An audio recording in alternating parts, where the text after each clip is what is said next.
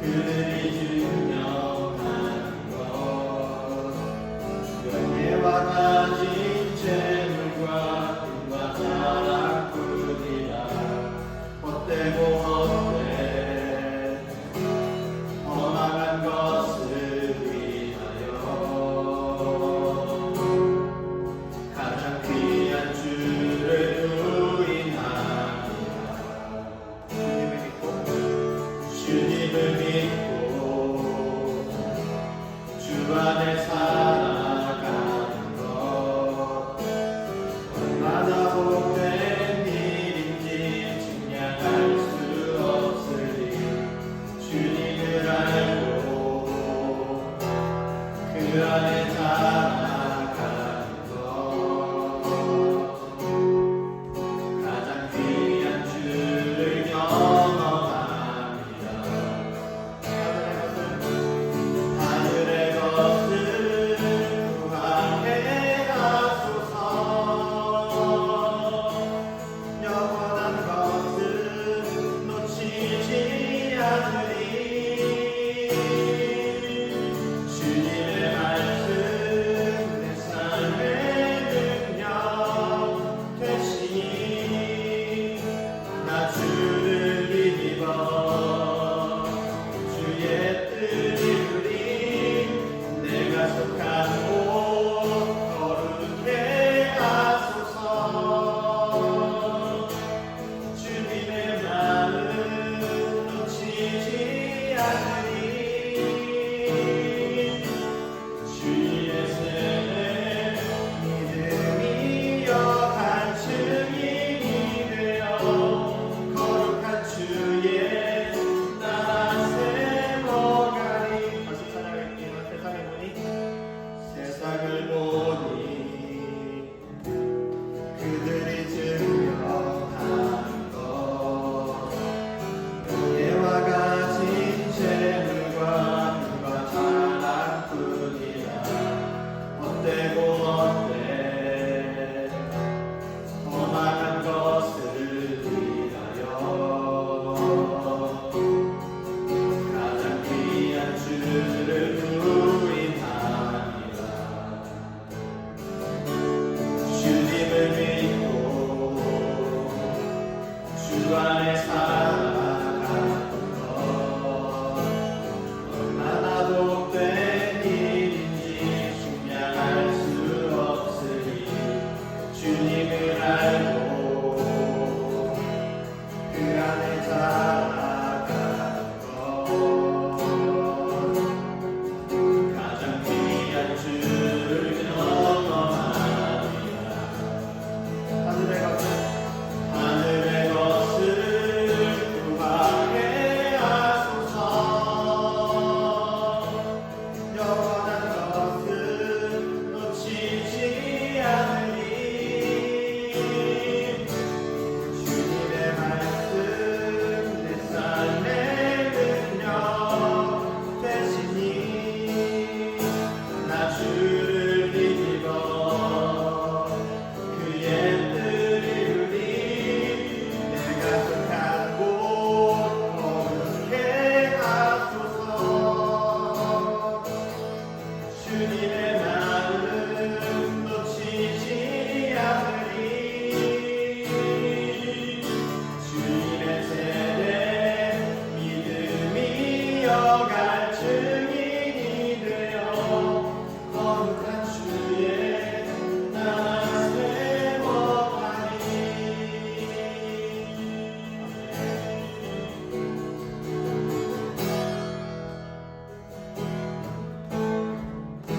세상을 살아가는 동안에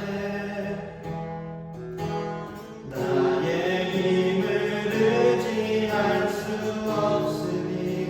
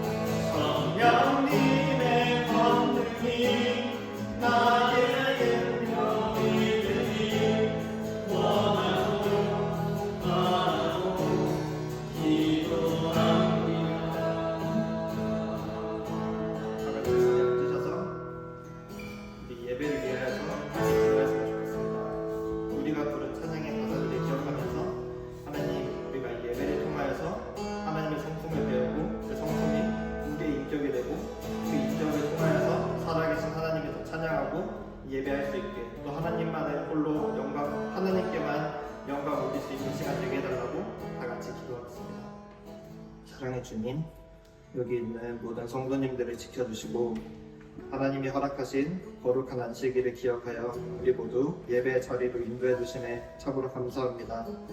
지금 우리가 살아가고 있는 세계는 전쟁과 기후변화, 많은 경제 위기 속에 처해 있습니다. 현재 일어나는 일에 집중하지 않고 하나님이 창조하신 자연과 하나님의 섭리하심을 기억하며 하나님이 언제나 우리와 함께 동행하신다는 사실을 잊지 않게 해주세요. 하나님께서 독생자 예수님을 이 땅에 보내주시고 예수님이 죄 많고 허물 많은 우리에게 직접 찾아와 주시고 제자들과 함께 동행하며 먹고 마시고 함께 줄이신 사실을 잊지 않게 해주시고 죽기까지 사랑한 그 예수님의 사랑 안에서 우리가 참된 평안과 그리스도인의 가치관을 가지며 살아가는 모든 성도님들 되게 해주세요.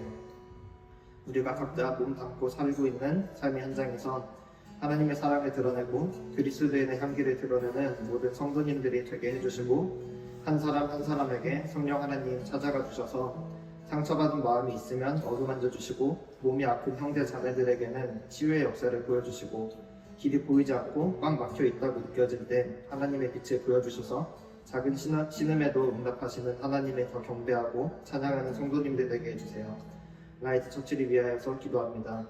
하나님의 몸된 교회로서 우리 사명을 잘 감당하게 하여 주시고 진정한 복음의 의미를 잘 묵상하고 그 복음을 주변 친구와 이웃들에게 보여주는 사랑이 넘치는 교회 되게 해주세요. 이 자리에 함께 있지는 못하지만 홍기 형제와 문진 자매, 유마와 아유타에게도 동일한 은혜의 시간 허락하여 주시고 한국에서 지내고 있는 소희자매와 은지자매, 운유와 여우리에게도 함께 해주세요. 말씀을 전하시는 박성훈 목사님께 지치지 않는 힘을 더해주시고 설교를 준비하시며 받으시는 은혜와 하나님의 음성을 듣고 목사님의 입술을 통하여서 나오는 선포의 말씀이 우리의 몸과 마음을 찌르고 다시 하나님께 시선과 생각을 돌리고 우리가 어디에서부터 창조되었는지 어디에 속해 있는지 그리고 어떠한 말씀을 듣고 귀를 기울이며 살아가야 하는지 마음을 점검하고 우리 안에 계신 성령님의 음성에 더 귀 기울이는 시간 되게 해주세요. 언제나 매일매일 함께 하시는 하나님의 찬양하고 경외합니다. 예수님의 이름으로 기도합니다. 우리가 말하기를 우리가 이제 한 제단 쌓기를 준비하자 하였노니 이는 번제를 위함도 아니요 다른 제사를 위함도 아니라 우리가 여호와 앞에서 우리의 번제와 우리의 다른 제사와 우리의 화목제로 섬기는 것을 우리와 너희 사이와 우리의 후대 사이의 증거가 되게 할 뿐으로써 너희 자손들이 후일에 우리 자손들에게 이르기를 너희는 여호와께 받을 분깃이 없다 하지 못하게 하려 함이라. 우리가 말하였거니와 만일 그들이 후일에 우리에게나 우리 후대에게 이같이 말하면 우리가 말하기를 우리 조상이 지은 여호와의 제단 모형을 보라. 이는 번제를 위한 것도 아니요 다른 제사를 위한 것도 아니라 오직 우리와 너희 사이의 증거만 되게 할 뿐이라. 우리가 번제나 소제나 다른 제사를 위하여 우리 하나님 여호와의 성막 앞에 있는 제단 외의 제단을 쌓음으로 여호와를 거역하고 우리 여호와를 따르는 데에서 돌아서려는 것은 결단코 아니라 하니라. 제사장 비느하스와 그와 함께한 회중이 지도자들 곧 이스라엘 천천의 수령들이 르우벤 자손과 갓 자손과 므낫세 자손의 말을 듣고 좋게 여긴지라.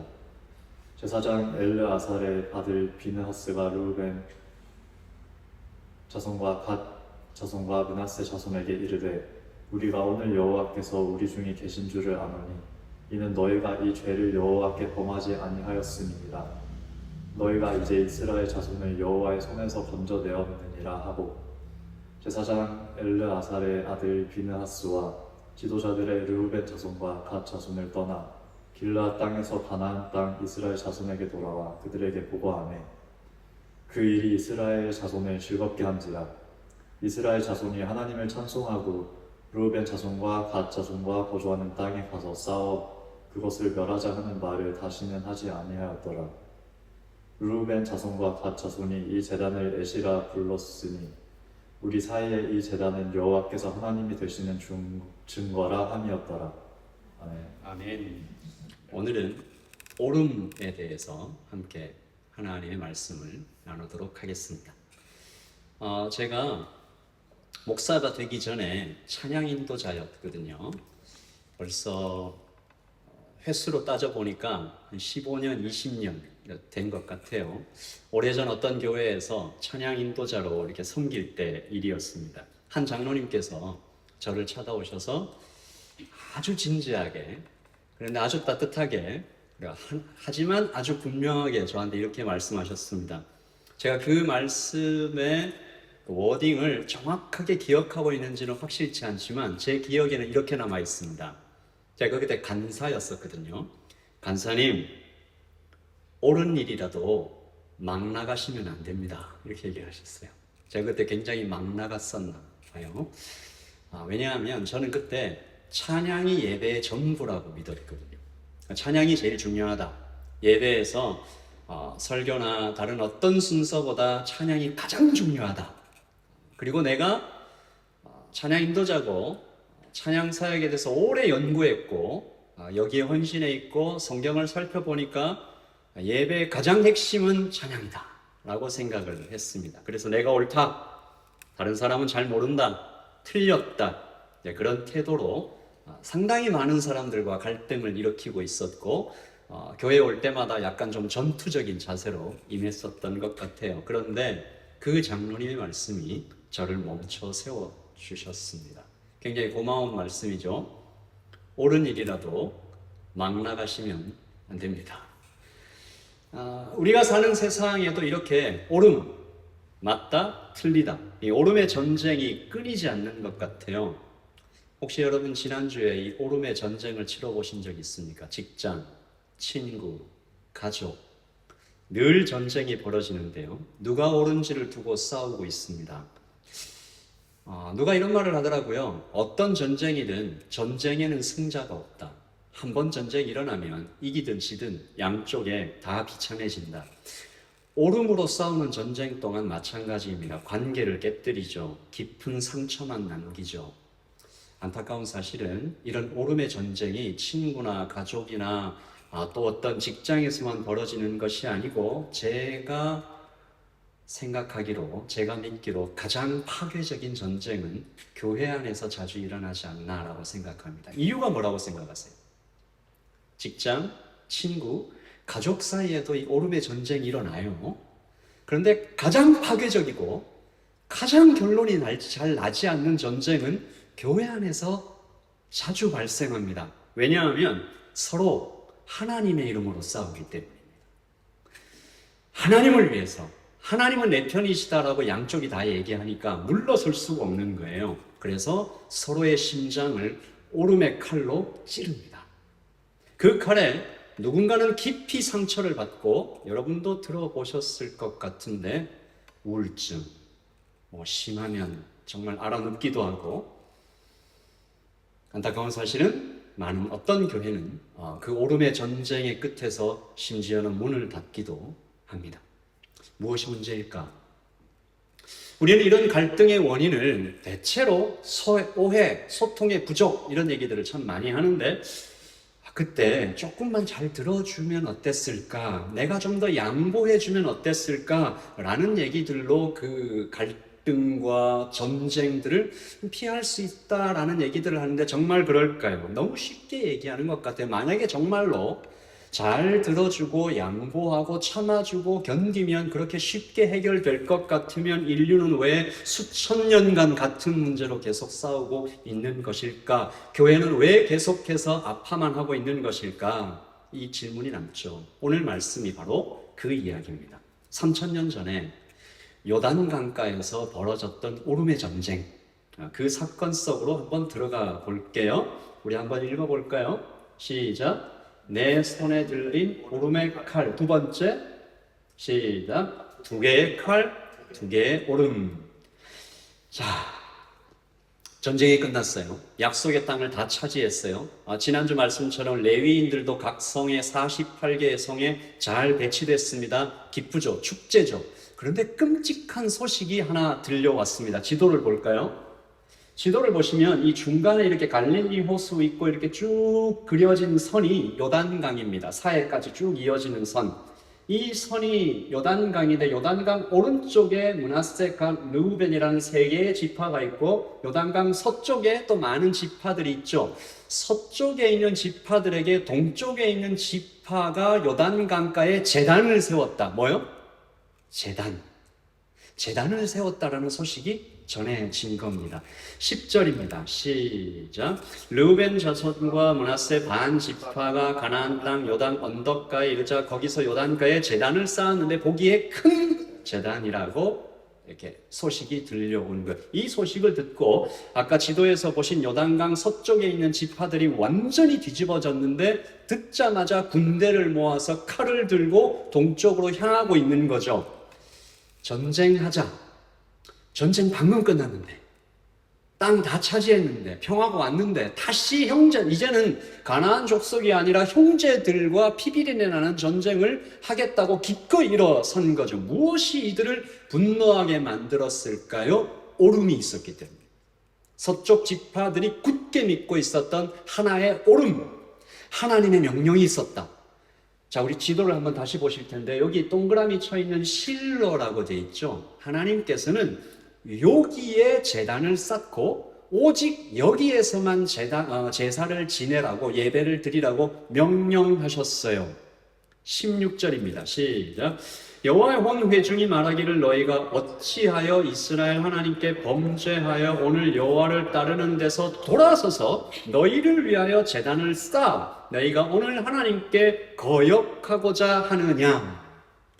서쪽 지파가 믿고 있었던 오름, 한 곳에서만 제사 드리라고 하나님께서 분명히 얘기하셨고, 여기 말씀 보시면 거역하고자 하느냐 할 때 이게 거역이라고 번역된 히브리어 마알이라는 단어는요, 단순히 규칙을 어기거나 실수했다는 뜻이 아니고 결혼 서약을 깨뜨렸을 때 혹은 국가적인 반역 행위를 했을 때 사용하는 단어입니다. 그러니까 서쪽은 동쪽에게 너희들은 의도적으로 하나님을 배신하고 반역했고 바로 너희들의 그런 행동 때문에 광야 생각나시죠? 광야에서요 몇 명이 아주 많지도 않았어요. 몇 명이 하나님을 거역했을 때 하나님께서 뭐라고 하셨어요? 다 이스라엘 지파 전체를 다 죽이겠다고 나섰던 사건이 있었습니다. 그러니까 동쪽이 저렇게 제단 쌓고 하는 일을 의도적으로 하나님을 거역하고 배신하고 반역하면 우리 다 죽을 수도 있다라고 서쪽은 생각한 거죠. 그래서 서쪽 지파는 두려움에서 시작된 분노. 여러분, 분노는 2차적 감정이라고 그래요. 분노는 이렇게 처음부터 분노가 확 생기는 게 아니고 부끄러웠을 때나 분노했을 때나 당황했을 때나 그 어떤 1차적인 감정이 2차적인 분노를 일으키는데 이 서쪽 지파에게 생겼던 1차적인 감정은 두려움이었습니다. 큰일 났다. 당황하고. 그래서 그 즉각적이고 파괴적인 분노를 오름의 칼을 들고 나와서 용서할 수 없다. 그리고 이 사람들에게는 오름, 즉 이 분노는 정당했어요. 자, 그렇다면 동쪽 지파는 과연 정말로 하나님을 배신한 반역자, 그런 정말 무시무시한 죄를 저지른 것일까요? 아니었어요. 그들 나름대로 간절한 어떤 이유가 있었습니다. 아까 지도에서 보셨듯이 실로가 어디에 있다고요? 요단강 왼쪽, 서쪽에 있었어요.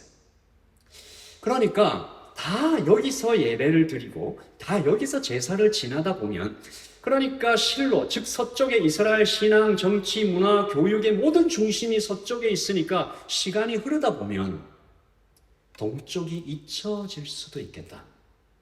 사람들이 동쪽을 안 건너오니까 서쪽에서 다 제사 지내버리고 정치도, 문화도, 교육도, 종교도 다 거기가 중심이니까 시간 오래 지나다 보면 저 오른쪽에 사는 저 사람들은 우리하고 별로 상관이 없어 라고 말할 것을 두려워했어요. 그래서 이 동쪽 지파들도 두려움에서 일어난 어떤 반응을 보인 건데, 우리 24절이죠. 시작. 맹세합니다. 우리가 이것을 만든 것은 훗날 그대들의 후손이 우리 자식들을 보고 너희는 이스라엘의 하나님 야훼와 아무 관계도 없다고 할까 봐서 지었습니다. 그러니까 이건 말하자면 어떤 기념비, 기억할 수 있는 어떤 장치, 그 제사 지내는 용도가 아닙니다라고 생각하고 변명을 한 거죠. 그들의 제단은 두려움에서 시작된 우리도 하나님의 백성입니다라는 것을 좀 알아달라라는 몸부림이었다라는 거죠. 어떻게 됐을까요? 전쟁은 일어났을까요? 아니면 극적으로 해결이 됐을까요? 전쟁은 극적으로 멈췄습니다. 그러니까 칼을 들고 서쪽 지파가 와서 동쪽 지파한테 딱 왔는데 얼마나 억울해요. 얼마나 화가 나요. 뭐 이런 거 있잖아요. 우리가 너 이렇게 얘기했다면 야, 너 나를 이 정도밖에 생각을 안 했냐? 나를 그런 사람으로 봤냐? 라고 하다가 서로 이제 본질은 다 놓치고 막 싸우다가 서로 죽이고 친구들끼리 있죠? 우리 그런 일이 많이 있습니다. 설명을 차근차근히 하기보다는 억울하고 화나고 도대체 얘가 나를 어떻게 생각한 거야? 그렇게 하지 않고 동쪽 지파가 겸손하게 그 자신의 억울함을 좀 누르고 그렇게 잘 설명을 하죠. 자, 말씀 한번 볼까요?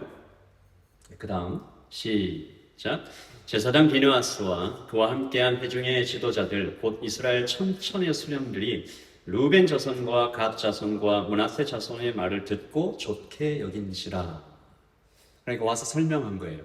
너무 억울하지만, 너무 화나지만, 너무 좀 말도 안 되지만 그래도 막 죽이겠다고 하는 사람들 앞에서 찬찬히 설명을 잘 해서 이 일이 잘 끝났습니다. 전쟁의 위기는 극적으로 해결되었습니다. 자, 그렇다면 오늘 말씀을 읽으면서 우리가 가져야 될 교훈은 무엇일까요? 말씀을 그냥 1차원적으로 읽으면 그냥 이렇게 쭉 읽고 끝내면 이렇게 됩니다. 그래, 상대방의 말을 잘 들어줍시다. 때리기 전에 한 템포 쉽시다.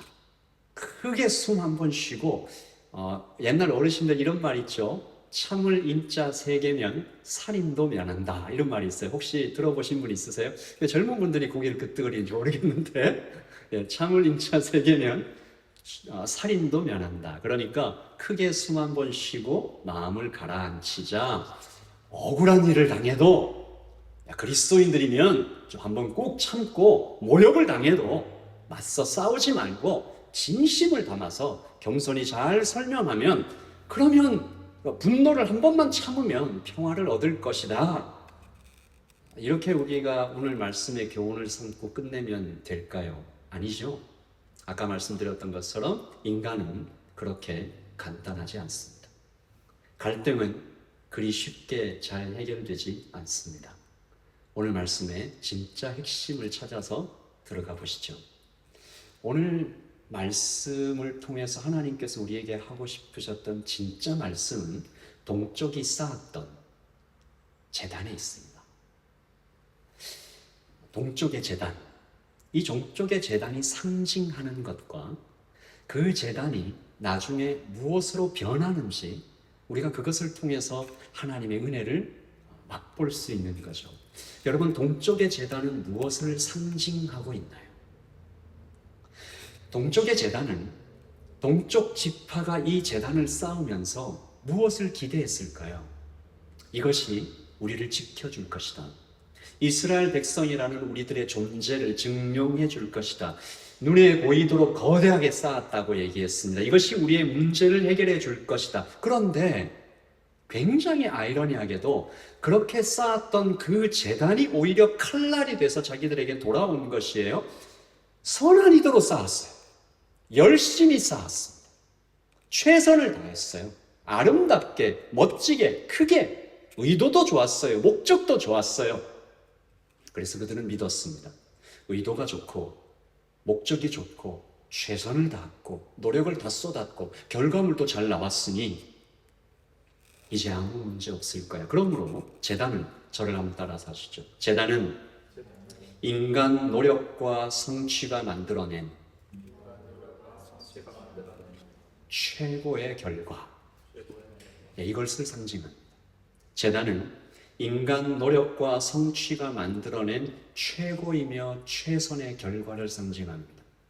그런데 바로 그 최고의 노력이 공동체를 죽이는 칼날이 돼서 돌아올 것이라고 누가 상상했을까요?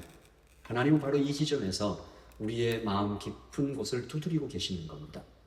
우리의 삶에도 똑같은 일이 계속 일어나지 않느냐라고 질문하고 계세요.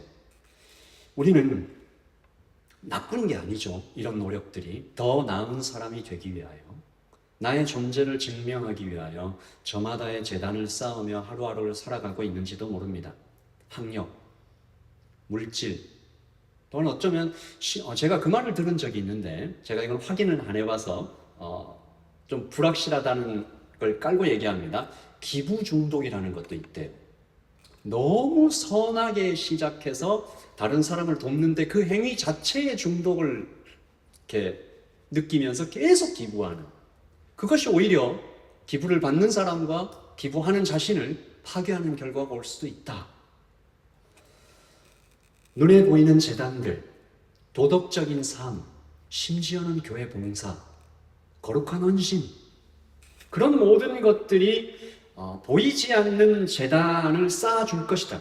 선한 의도를 가지고 열심히 재단을 쌓으면서 우리가 살아가고 있는 매일매일이, 우리는 이 재단이 나의 가치와 옳음을 증명해 줄 거야 라고 생각하면서 걸칩니다. 몸에 여러 가지로. 그러나 하나님께서 이렇게 말씀하시는 것이죠. 잘 봐라. 동쪽 지파의 재단을 봐라. 인간의 노력이 결국에는 어떤 비극을 낳는지 똑똑히 봐라. 우리 말씀 속에서 이 진리를, 이 교훈을, 이 하나님의 말씀을 들을 수 있어야 되는 거죠. 여러분, 사실은 우리의 진심은 온전히 전달되지 못합니다. 이것이 우리를 굉장히 많이 속여요. 진심이면 된다. 나의 진심을, 정당한 의도를 가지고 최선의 노력을 넣어서 그렇게 전달하면 나는 잘못이 없다. 욥을 찾아온 새 친구 기억나세요? 아무도 이해할 수 없었던 무시무시한 상황. 새 친구가 와서 얘기하죠. 그 새 친구 마음속에 그게 있었어요. 진심이 있다, 나는. 나는 지금 진심을 가지고 너에게 충고하고 있고, 이 진심을 너에게 받아들이면 너 상황이 해결될 거야. 하나님은 다른 걸 원하셨죠. 우리의 진심은 온전히 전달되지 못합니다. 우리의 노력은 결국 자신을 구원하지 못합니다. 동쪽의 재단이 나름의 역할은 해요. 제 말씀을 여러분 오해하지는 마세요. 동쪽의 재단이 인간의 노력이 어떤 성취가 아무짝에도 쓸모없다라는 얘기가 아니고요. 동쪽의 재단은 나름대로의 어떤 성과를 냅니다. 예를 들면 동쪽의 재단은 하나됨을 증거할 수 있을지도 모르죠. 죄를 지적하는 어떤 쓸모가 있을지도 모르고 잠깐의 평화를 가져올 수도 있을지 모르지만 하나 되게 할 수는 없고, 분열의 죄를 씻어낼 수도 없고, 영원한 평화를 줄 수도 없습니다.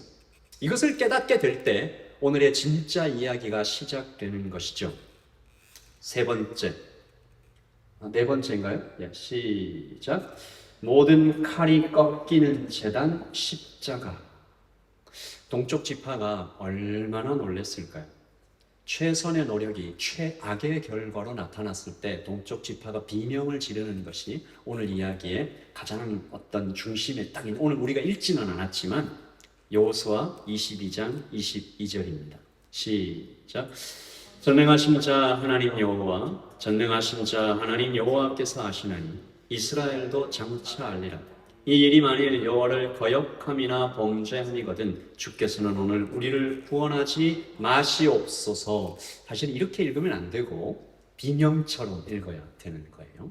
죽을 위기고 억울하고 화나고 당황하고 그런 상황에서 보세요. 전능하신 자 하나님 여호와, 전능 하나님 여호와, 다 세 개가 거의 비슷한 말이에요. 그 세 번 반복한 것도 모자라서 한 번 더 반복하죠. 자, 우리 조금 더 감정을 좀 실어서, 우리 지금 분노했어요. 억울해요. 죽을 것 같아요. 우리가 최선을 다했는데 최악의 결과가 나와서 이거 도대체 어떻게 할지 모르겠어요. 시작. 전능하신 자 하나님 여호와, 전능하신 자 하나님 여호와께서 아시나니 이스라엘도 장차 알리라. 이 일이 만일 여호와를 거역함이나 범죄함이거든 주께서는 오늘 우리를 구원하지 마시옵소서. 비명 같은 기도죠. 뭐 이렇게 이렇게 오랫동안 고민해서 했던 기도라기보다는 이렇게 막 터져 나온 어떤 비명 같은 것입니다. 이 기도가 오늘 말씀의 핵심이고 복음의 상징이고 모든 문제를 해결한 시작이고, 사실은 제가 오늘 이 말씀을 연구하면서 거듭 느끼는 건데, 아마 이분들은요 이 기도가 어떤 의미를 담고 있는지 거의 몰랐을 거예요. 왜냐하면 이 기도는 굉장히 위험한 기도거든요. 이 기도는 철없는 기도예요. 위험하고 철없고 어쩌면 무시무시하고 아무것도 모르는 무지한 그런 기도에 가깝죠. 왜 그렇습니까? 이 기도는 하나님의 완벽한 순백의 공의 앞에, 하나님의 그 righteousness 앞에 자신을 세우는 기도입니다. 뭐라고 얘기했어요? 이 일이 만일 하나님을 거역하기거나 범죄하기거든 주께서는 오늘 우리를 구원하지 마시옵소서. 쉽게 얘기하면 죄가 있으면 용서하지 마시고 우리를 죽여주세요. 없애주세요. 소멸시켜주세요. 구원하지 마세요. 심지어 전능하신 자 하나님을 2번이나 부르면서 하나님 저 아시죠? 전 얼마나 억울한지 아시죠? 저 그리고 얼마나 깨끗한지 아시죠? 제가 얼마나 죄 없고 완벽한 결백한 사람인지 아시죠? 라고 얘기하면서 자기 저주의 기도를 드립니다. 이 기도는 내가 죄가 없다라고 정말 100% 확신할 때 할 수 있는 기도입니다. 그러면 우리가 한번 질문해 보죠. 그들은 정말 죄가 없었을까요? 그들은 정말 죄가 없었을까요? 오름을 들고 나오는 사람들이 대체로 이런 죄를 짓습니다. 나는 죄 없다. 나는 정당하다. 하나님도 내 마음을 아실 거예요. 나 너무 억울해. 라고 하면서 하나님의 이름을 사용하여 자기를 저주하는 기도를 합니다. 이런 비슷한 얘기 혹시 들어본 적 있어요? 아니면 혹시 여러분이 입 밖으로 내보신 적 있습니까? 나 너무 억울하다 지금. 하나님도 내 마음을 아실 거야. 내가 정말 내가 이런 거면 나 진짜 기분 나빠서 천국 안 갈래. 뭐 이런 어떤, 그냥 잠깐만 살펴봐도요. 그들은 한 몸을 깨뜨리는 분열의 죄를 지었습니다. 서쪽 지파와 상의하지 않았어요. 제단을 지을 때 하나님이 명령하시지 않는 제단을 그냥 단독으로 지어버리는, 엄밀히 얘기하면 불순종의 죄를 지었어요. 그리고 자신의 의를 자랑하는 교만의 죄도 거기 섞여 있어요. 왜 죄가 없어요? 그러므로 그들은 이 기도를 드림으로써 만약에 이 기도가 응답되었다면 그들은 칼에 죽고 망해버리고 아예 소멸되어 버렸어야 할 위험하고 철없고 죽어 마땅한 그런 기도를 드린 것이죠. 여러분, 이 기도는 응답이 되었습니까? 이 철없고 위험하고 아무것도 모르는 이 기도는 응답이 되었습니까? 마지막으로 한 번만 질문할게요. 이 철없고 위험한 기도는 응답이 되었습니까? 응답이 되었습니다. 하나님은 이 기도를 받으시고 그 기도를 하고 있는 아무것도 모르는 동쪽 지파를 심판하지 않으시고 그들의 지었던 모든 죄를 오실 그리스도께로 옮깁니다. 수천 년 후에 이 기도는 십자가 위에서 응답이 되는데 동쪽 지파의 죄가 그곳에 있었고 서쪽 지파의 오름도 거기에 있었고 그들이 서로 휘두르고 있는 오름과 정죄의 칼이 죄 없으신 그리스도의 몸을 찢어놓고 구멍 뚫고 피와 물이 되게 흘러 쏟아지게 하셨죠. 예수님은 동쪽과 서쪽이 서로를 향해서 내가 옳다 라고 하면서 휘두르는 그 칼을 당신의 몸에 온몸에 다 맞으시면서 그렇게 십자가 위에서 절명하셨습니다. 그러므로 예수님은 우리의 모든 오름의 전쟁과 자기 증명의 죄를, 즉 서쪽 지파가 정죄하면서 얘기했던 너 거역했지, 너 망할했지, 라고 하는 그 말을 자신의 몸에 옮기시고 십자가에서 외치셨습니다. 우리도 한번 외쳐볼까요? 나의 하나님, 나의 하나님, 어찌하여 나를 버리시나이까? 네, 이 기도는 응답이 되었습니다.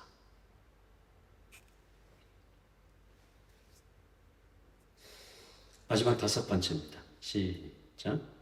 칼을 내려놓고 평화의 자리로. 이 기도 때문에 그 모든 상황들이 해결되었는지 동쪽 지파도 거의 몰랐을 것이고 서쪽 지파도 어렴풋이 알았나 몰랐나, 그런데 해결이 됐어요. 하나님의 은혜로 우리가 오늘 예배당에 오고 하루를 살고 서로를 만나고 미래를 꿈꾸고 하나님의 은혜를 받고 있는 모든 순간도 사실은 그렇게 하루하루 진행되고 있는지도 모르겠습니다. 내가 드렸던 철없는 기도와 내가 휘둘렀던 그 무시무시한 울음의 칼을, 그 정죄를, 분노를, 시기를, 모욕을, 질투를, 비방을 그리스도께서는 자신의 몸에 옮기셨는지도 모르겠어요. 전쟁이 다 끝나고 다시 하나가 된 그날, 하나님은 그 인간의 노력의 최선의 결과로 나타난 어쩌면 저주의 재단이 될 뻔했던 그 재단에 새로운 이름을 주십니다. 34절 시작. 르우벤 자손과 갓 자손이 그 재단을 엣이라 불렀으니 우리 사이에 이 재단은 여호와께서 하나님이 되시는 증거라 함이었더라. 엣, witness, 증인이라는 뜻입니다. 이 재단은 처음에는 인간의 불안과 어떤 그 인간 노력의 성취와, 그러니까 불안하니까 짓는 거죠. 무서우니까 짓는 거죠. 우리를 보시오. 우리를 기억하시오. 우리도 하나님의 백성이요, 제발 알아주시오. 내가 이런 재단을 쌓았으니, 내가 이 정도의 집을 가지고 있으니, 나 이런 자동차 타니까, 나 이런 학교에 나왔으니까, 나 이런 직장을 다니니까, 나 이렇게 예쁜 옷을 입었으니까, 나 이런 사람과 친구니까 나를 좀 인정해 주세요 라고 얘기하는 우리의 모든 몸부림이 공포와 불안과 인간의 노력이 담겼던 그 증거물이 바뀐 거예요. 엣이라는 이름으로 이제는 여호와께서 하나님이 되시는 증거라. 제단이 바뀌었어요? 제단은 그대로입니다. 겉모습은 변하지 않았어요. 근데 본질이 바뀌었어요. 예수님께서 우리 안에 들어오셔서 하시는 일이 바로 그겁니다. 자, 우리가 낼 수 있는 가장 큰 목소리로 고린도후서 5장 17절 읽겠습니다. 시작. 그런즉 누구든지 그리스도 안에 있으면 새로운 피조물이라, 이전 것은 지나갔으니 보라 새 것이 되었도다. 아멘. 나의 겉모습은 안 바뀌었어요. 상황도 안 바뀌었어요. 집도 똑같고 차도 똑같고 건강도 똑같고 관계도 다 똑같아요. 우리가 실패한 모습 그대로 주님 앞에 나아갈 때 하나님은 우리의 실패를 그리스도께로 옮기십니다. 그리고 우리에게는 너 옛날 이름은 가져간다, 새로운 이름을 주십니다. 겉모습은 여전히 연약하고 부족하지만 그 약함이 오히려 하나님의 은혜를 나타내는 증거가 돼서 사용됩니다. 혹시 어제 저녁에 플로어가 주최한 집회 와보신 분이 계신지 모르겠습니다만 그 목사님이 그렇게 얘기하죠. 내가 평생 짊어지고 가는 이 장애가 이제는 더 이상 전혀 약함을 드러내지 않고 하나님의 강함과 하나님의 아름다우심과 하나님의 은혜를 증거하는 흔적이 되었다라고 말씀하시잖아요. 우리 지난주에도 똑같은 거 말씀 나눴습니다. 레위인들 얼마나 억울하고 얼마나 부족하고 얼마나 연약하고 그 모든 레위인들의 모든 약점이 하나님이 거기에 이렇게 다 손대시니까 모든 것이 역전되고 반전되는 그 은혜가 오늘 여기에도 나타났던 것이죠. 여러분, 혹시 내가 너보다 옳다 라고 싸우는 그 오름의 전쟁을 여전히 치르고 계시는 분이 있다면 하나님의 말씀을 들으시기를 바랍니다. 평생 쌓아 올린 너의 재단이 흔들릴 때 내가 얼마나 무섭고 불안한지 내가 안다. 외롭고 힘들게 그 제단을 붙들고 있는 너의 몸부림을 내가 안다. 끊임없이 이 세상에서 자신을 증명해야 하고 다른 사람을 판단해야 되는 이 전쟁터에서 들고 있기도 힘든 오름의 칼을 너는 휘두르며 너는 꽤나 많이 지쳤을 것이다. 이제 그 칼을 내려놓고 이곳으로 오라. 너의 실패는 나의 손에 맡기고 너의 불안과 공포는 여기 십자가의 제단 위에 내려놓고 완전한 평안과 자유가 있는 곳으로 나아오라. 오늘 하나님께서 우리에게 전하시는 복음입니다. 오늘 말씀 33절. 그 보고라고 되어 있는데 기도죠. 22절부터 시작된 동쪽 지파의 몸부림, 비명 같은 기도, 보고를 듣고 시작. 이스라엘 백성은 만족하여 하나님을 찬양하였다. 그리고 르우벤 후손과 가드 후손을 쳐올라가 그들이 사는 땅을 부수자던 말을 다시는 하지 않게 되었다. 아멘. 샬롬. 샬롬이 이루어졌습니다. 평안. 하나님께서 적극적으로 개입하셔서 신비롭게 우리에게 베푸시는 평안이 거기에 그 모든 200만이라는 이스라엘 백성들이 금방이라도 서로를 죽일 듯 잡아먹을 듯 핏발을 세우는 현장에 임했습니다. 신비로운 기도 때문에, 철없는 기도 때문에, 공간과 시간을 뚫고 그리스도께서 응답하셨던 그 기도 때문에 오늘 말씀에 만족, 찬양, 평안. 찬양하죠. 형제를 치러 가자라는 말도 더 이상 하지 않죠. 우리 같이 한번 기도할까요?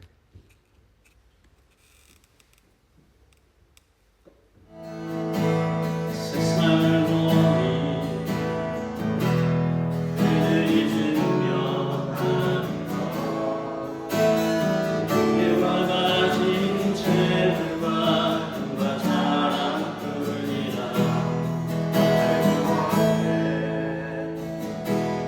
거룩한 것을 위하여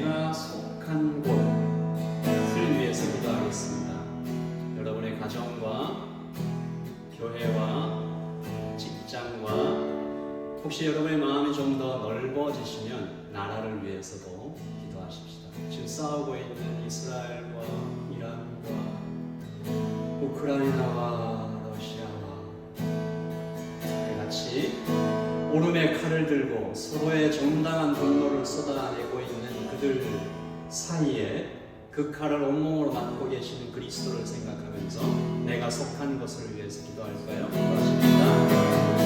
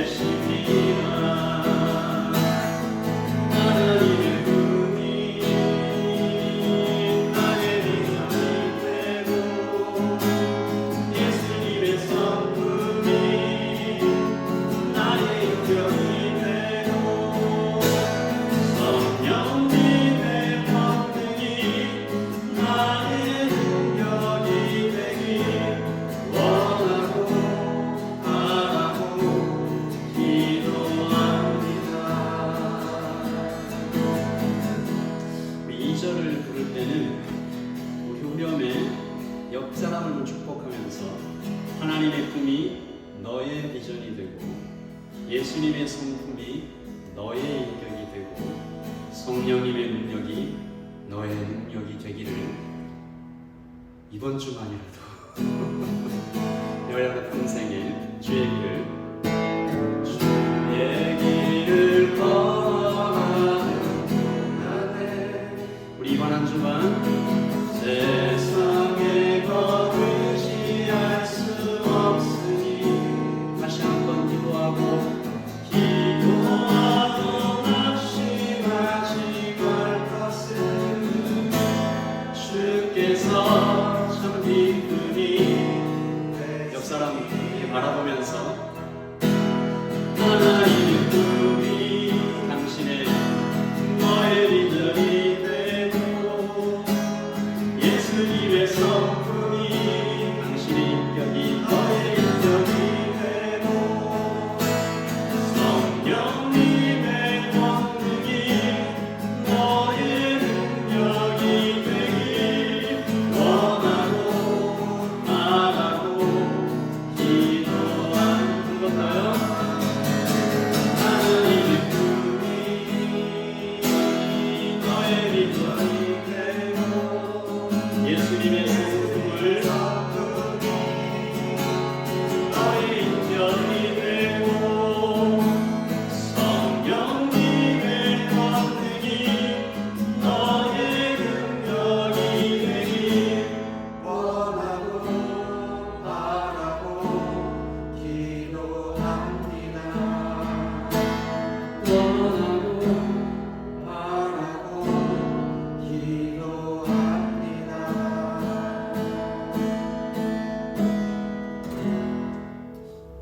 지금은 우리 주 예수 그리스도의 그 크신 은혜와 하나님 아버지의 크고 풍성하신 사랑과 성령 하나님의 임재하시고 위로하시고 이끄시고 안아주시는 그 충만이 오늘 여기에 칼을 내려놓고 그리스도의 십자가 아래 엎드리기 원하는 모든 형제와 자매들 머리 위에, 그리고 그들의 직장과 가정과 교회와 미래와 그들이 어쩌면 혼자 골방에서 울고 있는 그 순간까지도 하나님의 은혜가 풍성하기를 원하며 그 모든 것들이 지금부터 영원토록 함께 있을지어다.